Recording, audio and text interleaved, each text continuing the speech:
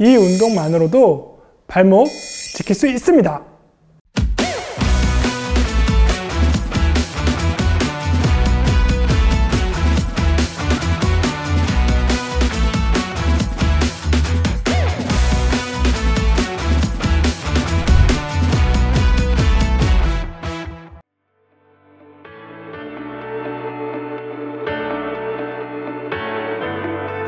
안녕하세요.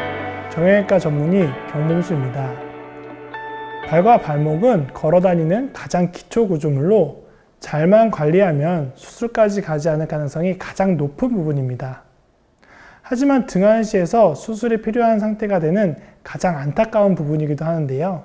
그래서 오늘 발목 손상의 가장 흔한 원인인 염좌, 인대 손상, 이로 인해 자주 삐는 관절이 되는 것을 막기 위한 관리법을 알아보겠습니다.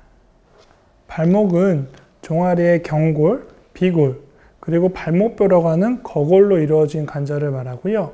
또한 거골 아래에 뒤꿈치뼈인 종골, 그리고 앞쪽으로는 주상골, 입방골 등등 다양한 발부분뼈로 연결되어 있습니다. 흔히 말하는 발목 관절은 해부학적으로 경골과 거골 사이의 요 관절을 말하는데요.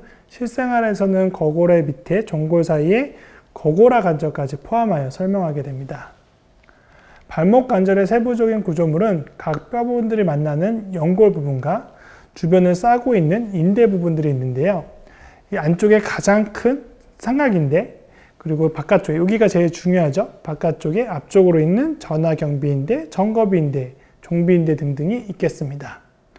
또한 이외에도 주변으로 지나가는 주요 힘줄들이 있는데요. 뒤에 붙는 아킬레스건, 그리고 다양한 후경골건, 정경골건, 발가락 구부려주는 굴곡건, 신전건 등등의 다양한 힘줄이 지나가게 됩니다. 발목은 왜 이리 많이들 삘까요? 발목의 가장 큰 역할은 발을 디뎠을 때 발의 지면에 기울어진 정도에 맞추어 잡아줌으로써 너무 기울어지거나 몸이 넘어지지 않게 하는 역할을 하게 됩니다. 운동 상태의 밸런스를 맞추는 역할을 하는데요. 이를 위해서는 인대와 힘줄의 역할이 크며, 그래서 대부분의 발목 질환들은 인대와 힘줄에서 발생하게 됩니다. 여기서 인대와 힘줄의 차이가 무엇인지에 맞춰서 치료를 해야 되는데요. 인대는 말 그대로 밧줄 같은 구조물로 뼈와 뼈 사이에 일정한 길이로 존재하여 두 뼈가 일정 이상 벌어지거나 움직이지 않게 잡아주는 역할을 하게 됩니다. 힘줄이란 근육이 뼈를 움직일 때 효율성을 높이기 위해서 큰 다발이 모여붙는 부분을 말하게 되는데요. 해부학적인 구조로는 인대와 힘줄이 같지만 결국 인대는 길이가 늘어나는 경우 그 기능을 잃어서 여러 가지 문제가 발생되며, 힘줄의 경우는 늘어나는 경우에 근육이 반대로 수축하면 되기 때문에 어느 정도 회복이 가능합니다. 자주 삐는 발목을 지칭하는 용어는 발목 관절의 불안정성이라고 하는데요. 이때 생기는 문제 1번. 기본적으로 인대가 지탱이 안 되다 보니 작은, 가벼운 활동에서도 자꾸 삐는 것이 발생하게 됩니다. 두 번째는 발목의 두 뼈인 정강이의 경골과 거골 간의 관절이 자꾸 어긋나게 되니까요. 연골면의 한쪽에 부하가 너무 많이 실려서 이곳에 관절염이 오게 됩니다. 세 번째는 발목을 지나가는 힘줄들이 있게 되는데요. 이 힘줄들도 발목을 자꾸 삐는 경우에 자기 길에서 자꾸 이탈이 되기 때문에 힘줄의 염증 등등도 발생할 수 있게 됩니다.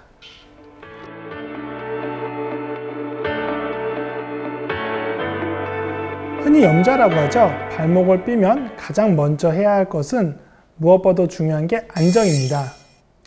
기본적으로 손상 정도와 기존의 염좌 이력 등등을 고려하여 반깁스나 보호대 등의 고정치료로, 그리고 부종 관리를 위해 냉찜질, 다리 올리기, 압박붕대 등등을 하게 됩니다.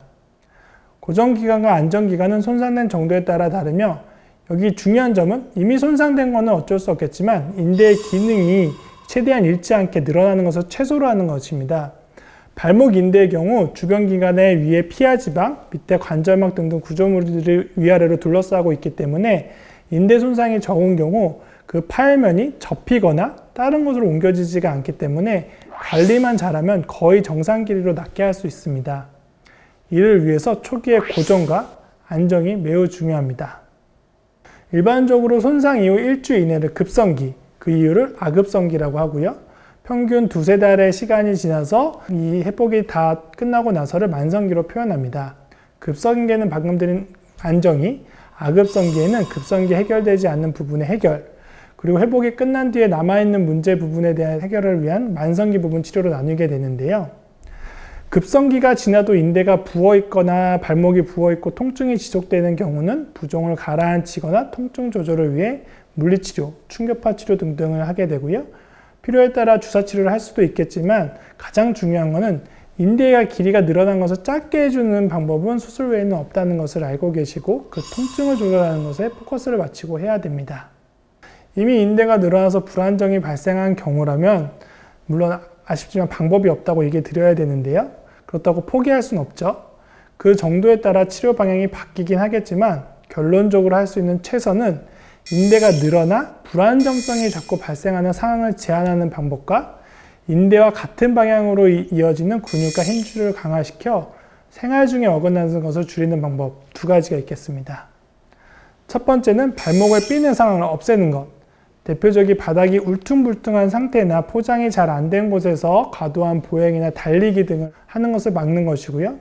두 번째는 순간적으로 발목이 꺾이는 방향 전환이 많은 것을 피하는 것이 좋습니다.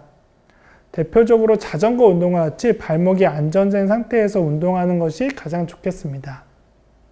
최근에 맨발 걷기 많이 유행하는데요.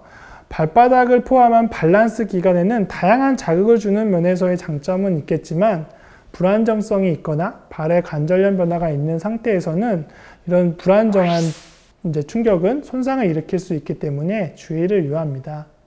두 번째는 발목 강화 운동인데요. 흔히 다치는 전거비 인대나 종비 인대 등에 맞추어 그와 같이 주행하는 힘줄을 강화시키는 방법입니다. 대표적으로 밴드 운동, 까치발 들기 운동, 벽으로 미는 운동이 있겠고요. 대표적인 밴드 운동법 1번은 발에 바깥쪽으로 돌려 밴드를 감아주시고요. 안쪽으로 한 번 더 발을 고정해요. 밴드가 고정시킨 상태에서 이 길이를 조절을 한 상태에서 발을 바깥쪽으로 밀어주는 운동입니다. 무릎이 너무 꺾이지 않게 발을 오른쪽으로 밀어주고 10에서 15초 이상 버텨주시고요. 돌아오고 다시 가서 15초 버텨주시기. 이렇게 하는 것이 가장 좋겠고요. 길이 조절을 통해서 좀 더 수월해졌을 때 길이 조절을 통해 좀 더 많은 힘이 갈 수 있도록 해주시면 됩니다. 다음으로 까치발 운동을 하게 되는데요. 까치발 운동을 할 때에는 발목에 불안정성이 있는 상태이기 때문에 쉽게 넘어지거나 다칠 수 있습니다. 그렇기 때문에 벽이나 손잡이를 잡고 발목이 넘어지지 않는 상태에서 안정되게 운동하는 것이 중요합니다. 무엇을 해도 안 된다면 슬프지만 정형외과 전문의 진료를 받아 수술적인 치료를 고려하심이 맞겠습니다. 이 영상이 여러분의 발목 건강에 도움이 되었으면 좋겠습니다.